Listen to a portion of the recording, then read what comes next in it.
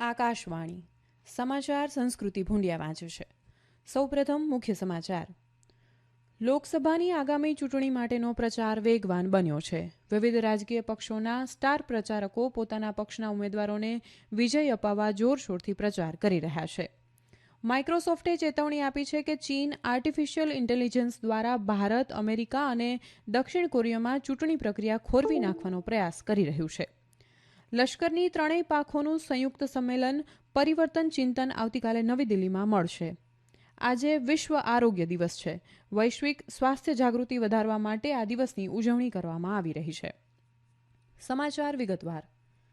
લોકસભાની આગામી ચૂંટણી માટેનો પ્રચાર વેગવાન બન્યો છે. વિવિધ રાજકીય પક્ષોના સ્ટાર પ્રચારકો પોતાના પક્ષના ઉમેદવારને વિજય અપાવવા જોરશોરથી પ્રચાર કરી રહ્યા છે. પ્રધાનમંત્રી તેમજ ભારતીય જનતા પક્ષના વરિષ્ઠ નેતા નરેન્દ્ર મોદીએ આજે બિહારના નવાદામાં, જલપાઈગુડીના ધૂપગુડી બ્લોકના ઝુમુરમાં જાહેર સભાને સંબોધન કર્યું. તેમણે મધ્યપ્રદેશના જબલપુર મત વિસ્તારમાં રોડ શો પણ કર્યો. દરમિયાન કોંગ્રેસે આજે લોકસભાની આગામી ચૂંટણી માટે 3 ઉમેદવારોની યાદી બહાર પાડી. કોંગ્રેસે પશ્ચિમ બંગાળમાં બનગાંવથી પ્રદીપ બિસ્વાસ, ઉલુબેરિયાથી અઝહર મલિક અને ઘાટાલથી ડોક્ટર પાપિયા ચક્રવર્તીને ઉમેદવાર તરીકે ઊભા રાખ્યા છે. ભગવાન ગોલા વિધાનસભા મતવિસ્તારની પેટા ચૂંટણીમાં અંજુ બેગમ કોંગ્રેસના ઉમેદવાર હશે. આ બાજુ તૃણમૂલ કોંગ્રેસના પ્રમુખ મમતા બેનર્જીએ આજે પુરુલિયામાં પોતાના પક્ષના ઉમેદવાર શાંતિરામ મહતોના સમર્થનમાં યોજવામાં આવેલી જાહેર સભાને સંબોધન કર્યું. ઉત્તરાખંડની બધી 5 લોકસભા બેઠકો પર ચૂંટણી પ્રચારે વેગ પકડ્યો છે. રાજકીય પક્ષો ઉપરાંત અપક્ષ ઉમેદવારો પણ પોતાનો પ્રચાર જોરશોરથી કરી રહ્યા છે. કેરળમાં ભાજપના નેતૃત્વ હેઠળ એનડીએ તેમજ કોંગ્રેસના નેતૃત્વ હેઠળ યુડીએફ તેમજ ડાબેરી પક્ષોના નેતૃત્વ હેઠળ એલડીએફનો ચૂંટણી પ્રચાર ચાલુ છે. કેરળમાં લોકસભાની બીજા તબક્કાની ચૂંટણી 26મી એપ્રિલે હાથ ધરાશે, જ્યારે ઉમેદવારીપત્ર પાછા ખેંચી લેવાનો આવતીકાલે છેલ્લો દિવસ છે. મણિપુરની 2 બેઠકો માટે લોકસભાની ચૂંટણી 2 તબક્કામાં યોજાશે અને આંતરિક મણિપુર સંસદીય મત વિસ્તારની બેઠક માટે 19મી એપ્રિલના રોજ મતદાન યોજાશે. અમારા ઇમ્ફાલના સંવાદદાતાના જણાવ્યા અનુસાર આંતરિક મણિપુર લોકસભા મતવિસ્તારના મતદારોની કુલ સંખ્યા 9,89,887 છે, જેમાં 5,16,150 મહિલા મતદારોનો સમાવેશ થાય છે. આ બેઠક માટે 3 અપક્ષ ઉમેદવારો સહિત 6 ઉમેદવારો મેદાનમાં ઉતર્યા છે. આગામી લોકસભાની ચૂંટણીમાં યુવાનો અને શહેરી મતદારોની ભાગીદારી વધારવા માટે ચૂંટણી પંચે સોશિયલ મીડિયા પ્લેટફોર્મ ઉપર અનેક નવીન અને અનોખી ઝુંબેશ શરૂ કરી છે. ચૂંટણી પંચ ટર્નિંગ 18 અને યુ આર ધી વન જેવા અભિયાનોના માધ્યમથી ચૂંટણી પંચના લોકપ્રિય આઇકન અને જેમ જે સામગ્રીનો ઉપયોગ કરીને અનુરૂપ સંદેશાઓ તૈયાર કરી રહ્યું છે. ચૂંટણી પંચના ટર્નિંગ 18 અભિયાનનો મુખ્ય ઉદ્દેશ યુવાનોને આગામી ચૂંટણીઓમાં ભાગ લેવા પ્રેરિત કરવાનો છે અને ગત ચૂંટણીઓમાં જોવા મળેલા શહેરી અને યુવા મતદારોની ઉદાસીનતાના નિર્ણાયક મુદ્દાઓને શોધવાનો છે. બીજી તરફ તમે એક છો અભિયાનનો ઉદ્દેશ ચૂંટણી પ્રક્રિયામાં સામેલ વિવિધ લોકોના અમૂલ્ય યોગદાનને ઓળખવાનો છે અને તેની ઉજવણી કરવાનો છે. ચૂંટણી પંચે ચૂંટણી પ્રક્રિયાઓ પર ખોટા સમાચારો અને ખોટી માહિતીને રોકવા માટે પણ ખાસ ઝુંબેશ શરૂ કરી છે. તાજેતરમાં ચૂંટણી પંચ ફેસબુક, ઇન્સ્ટાગ્રામ, એક્સ અને યુટ્યુબ જેવા મુખ્ય સોશિયલ પ્લેટફોર્મ ઉપર સક્રિય બનીને યુવા મતદારોને જાગૃત કરી રહ્યું છે. ત્રિપુરામાં અગરતાલામાં આજે મતદારો માટે જનજાગૃતિ અભિયાનના ભાગરૂપે લોકશાહી માટે સાયક્લોથોન સાયકલ રેલીનું આયોજન કરવામાં આવ્યું. ચૂંટણી પંચે મતદારોને વ્યવસ્થિત રીતે કેળવવા તેમજ તેમની ભાગીદારી વધારવાના હેતુથી આ સાયક્લોથોનનું આયોજન કર્યું હતું. રાજ્યના મુખ્ય સચિવ જે કે સિન્હાએ આ સાયક્લોથોનને લીલી ઝંડી બતાવી રવાના કરી. રાજ્યના મુખ્ય ચૂંટણી અધિકારી, જિલ્લાના ચૂંટણી અધિકારી તેમજ જિલ્લા મેજિસ્ટ્રેટ આ સમયે હાજર હતા. આ સાયકલ રેલીમાં 100 જેટલા સાયકલ સવારોએ ભાગ લીધો. આમ આદમી પાર્ટીએ દિલ્હીના મુખ્યમંત્રી અરવિંદ કેજરીવાલની કથિત દારૂ કૌભાંડમાં ધરપકડના વિરોધમાં 1 દિવસીય સામૂહિક ઉપવાસનું આયોજન કર્યું હતું. આતિશી, સંજય સિંહ અને ગોપાલ રાય સહિત પાર્ટીના નેતાઓએ આજે સવારે નવી દિલ્હીમાં જંતર મંતર પર વિરોધ પ્રદર્શન કર્યું હતું. પક્ષના કાર્યકર્તાઓને સંબોધતા સંજય સિંહે આરોપ લગાવ્યો કે દારૂ નીતિ કૌભાંડમાં તમામ પુરાવા અને નિવેદનો સાથે ચેડા કરવામાં આવ્યા છે અને બનાવટી છે. તેમણે કેન્દ્ર પર સરકારી સંસ્થાઓને દુરુપયોગ કરવાનો પણ આરોપ લગાવ્યો હતો. દરમિયાન ભારતીય જનતા પાર્ટીએ કથિત દારૂ કૌભાંડ અને સરકારી ભંડોળના દુરુપયોગ માટે શ્રી કેજરીવાલ વિરુદ્ધ નવી દિલ્હીના પાલિકા માર્કેટમાં વિરોધ પ્રદર્શનનું આયોજન કર્યું હતું. ભારતીય જનતા પાર્ટીના નેતા બાંસુરી સ્વરાજે આરોપ લગાવ્યો કે દિલ્હીમાં આમ આદમી પાર્ટીની સરકાર ભ્રષ્ટાચારનો પર્યાય છે.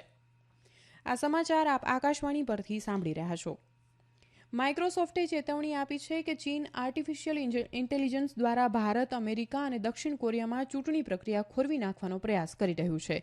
ચીને તાઇવાનની રાષ્ટ્રપતિની ચૂંટણી દરમિયાન પરિણામો પર અસર પાડવા માટે આર્ટિફિશિયલ ઇન્ટેલિજન્સ દ્વારા પ્રયોગ હાથ ધર્યો તે પછી આ ચેતવણી આપવામાં આવી છે. આ વર્ષ યુરોપિયન સંઘ ઉપરાંત વિશ્વના ઓછામાં ઓછા 64 દેશોમાં ચૂંટણી યોજવાની છે. એ દેશમાં બધું મળીને વિશ્વના લગભગ 49% લોકો રહે છે.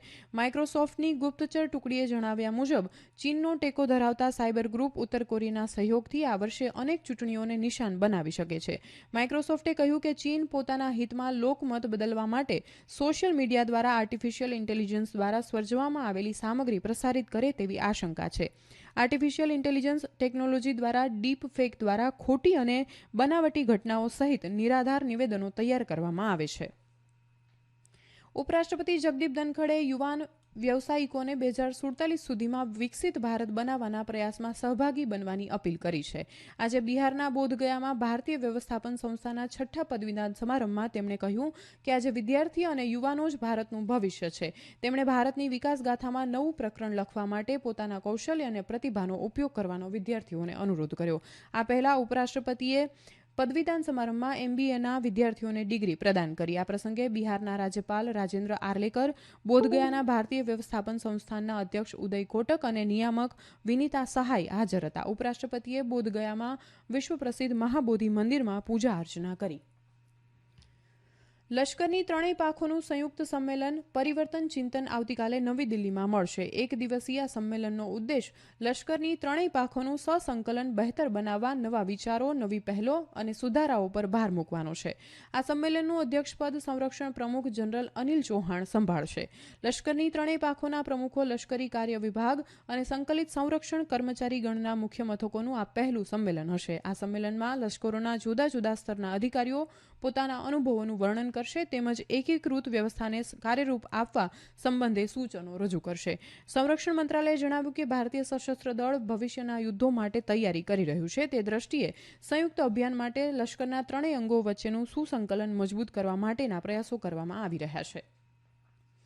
આજે વિશ્વ આરોગ્ય દિવસ છે. વૈશ્વિક સ્વાસ્થ્ય જાગૃતિ વધારવા માટે આ દિવસની ઉજવણી કરવામાં આવી રહી છે. આ વર્ષની વિષય વસ્તુ છે મારું સ્વાસ્થ્ય મારો અધિકાર, જે વર્લ્ડ હેલ્થ ઓર્ગેનાઇઝેશન દ્વારા જાહેર કરવામાં આવી છે. WHOએ હાઇલાઇટ કર્યું છે કે 140થી વધુ દેશોએ તેમના બંધારણમાં સ્વાસ્થ્યને માનવ અધિકાર તરીકે માન્યતા આપી હોવા છતાં ઘણા દેશો આરોગ્ય સંભાળની સેવા પ્રદાન કરવા માટે કાયદાઓ પસાર નથી કરી રહ્યા. જે પરિસ્થિતિ આબોહવા સંકટને કારણે વધુ ગંભીર બની છે. આ તકે આકાશવાણી ન્યૂઝ સાથે વાત કરતા નવી દિલ્હી એમ્સના પ્રોફેસર ડોક્ટર રીમા દાદાએ જણાવ્યું હતું કે જીવનશૈલીમાં મુખ્ય ફેરફારો અને યોગ જેવી પદ્ધતિઓ અપનાવવાથી રોગોને હરાવવામાં મદદ મળી શકે છે, જે હાલ ખાસ કરીને યુવાનોમાં ચિંતાજનક દરે વધી રહી છે. રાષ્ટ્રીય તપાસ સંસ્થા NIAએ પશ્ચિમ બંગાળના ભૂપતિનગર વિસ્ફોટ કેસમાં 2 આરોપીઓની ધરપકડ બાબતે પોતાના વિરુદ્ધ ગેરકાયદેસર કાર્યવાહી કરવાના આક્ષેપો નકારી કાઢ્યા છે. NIAએ આજે એક નિવેદનમાં કહ્યું કે તેની કાર્યવાહી પ્રામાણિક, કાયદેસર અને કાયદેસર ધોરણે ફરજિયાત છે. આ કેસ ડિસેમ્બર 2022માં નાકબિલા ગામમાં કાચા બોમ્બ બનાવવાને કારણે 3 જણાના મોત થયા તે અંગેનો છે. જમ્મુ કાશ્મીરમાં પોલીસ દળની વિદ્રોહને અંકુશમાં લેવા માટે સવિશેષ તાલીમ પ્રાપ્ત કરેલી મહિલા કર્મચારીઓને નાનકડા વિશેષ કાર્યજૂથ SOG ગોઠવી દેવામાં આવ્યા છે. અમારા સંવાદદાતા જણાવે છે કે લોકસભાની આગામી ચૂંટણી પહેલા ગોઠવવામાં આવેલી આ ટુકડીમાં 8 મહિલા સભ્ય છે. તેમને સંપૂર્ણપણે સ્વયં સંચાલિત હથિયારો તેમજ બુલેટ પ્રૂફ જેકેટથી સુસજ્જિત કરવામાં આવ્યા છે. જમ્મુ સંસદીય બેઠક માટે મતદાન 26મી એપ્રિલે થવાનું છે. ભારતીય હવામાન વિભાગે આગામી 4 દિવસ સુધી પૂર્વ, મધ્ય અને દ્વીપકલ્પના વિસ્તારોમાં વાવાઝોડા, તોફાની પવનો અને કરા સાથે હળવાથી મધ્યમ વરસાદની આગાહી કરી છે. મધ્યપ્રદેશ, છત્તીસગઢ, મરાઠવાડ, વિદર્ભ, ઝારખંડ, ગંગેય, પશ્ચિમ બંગાળ, ઓડિશા અને મહારાષ્ટ્રમાં ગુરુવાર સુધી વાવાઝોડા, વીજળી અને 50 કિલોમીટર પ્રતિ કલાકની ઝડપે પવન સાથે છૂટાછવાયાથી મધ્યમ વરસાદ થઈ શકે છે. અંતમાં મુખ્ય સમાચાર ફરી એકવાર. લોકસભાની આગામી ચૂંટણી માટેનો પ્રચાર વેગવાન બન્યો છે. વિવિધ રાજકીય પક્ષોના સ્ટાર પ્રચારકો પોતાના પક્ષના ઉમેદવારોને વિજય અપાવવા જોરશોરથી પ્રચાર કરી રહ્યા છે. લશ્કરની ત્રણેય પાંખોનું સંયુક્ત સંમેલન પરિવર્તન ચિંતન આવતીકાલે નવી દિલ્હીમાં મળશે. આકાશવાણી પરથી સમાચાર પૂરા થયા.